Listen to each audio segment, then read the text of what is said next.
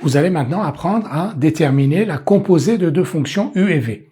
Soit u et v, deux fonctions définies sur des intervalles grand I et grand J, tels que, pour tout nombre réel petit x de grand I, u de x appartiennent à J.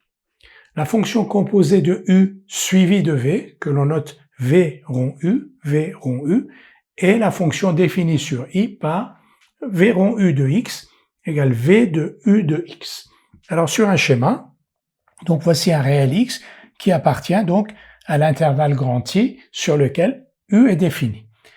On sait que u de x appartient à J. Donc l'image par u de x, la voici, u de x appartient à J. Donc on peut calculer v de u de x parce que u de x appartient à J et que la fonction v est définie sur l'intervalle J. Donc on peut calculer v de u de x, le voici. Donc dans ce que l'on vient de faire, à un réel x de grand I, on a fait correspondre un réel v de u de x. Et on peut, au lieu de passer par ces deux flèches u et v, on peut placer par une flèche unique que l'on va appeler la fonction v rond u.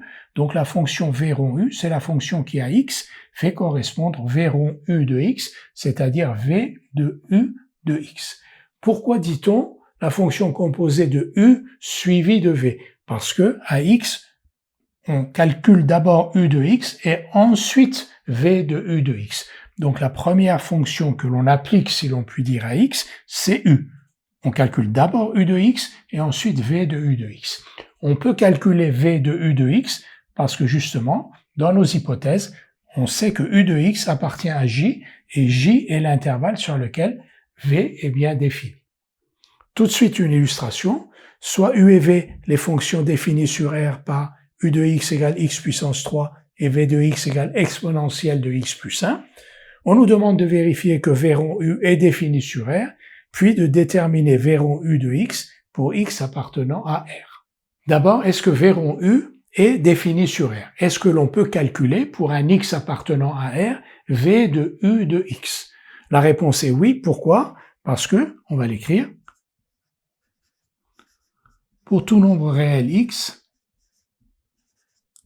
u de x appartient à R et v est défini sur R.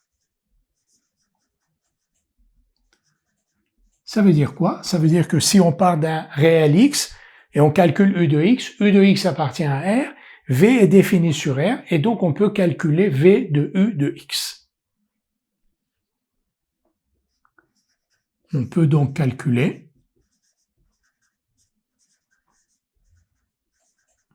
v rond u de x égale v de u de x. Alors que vaut v de u de x? On va l'écrire ici.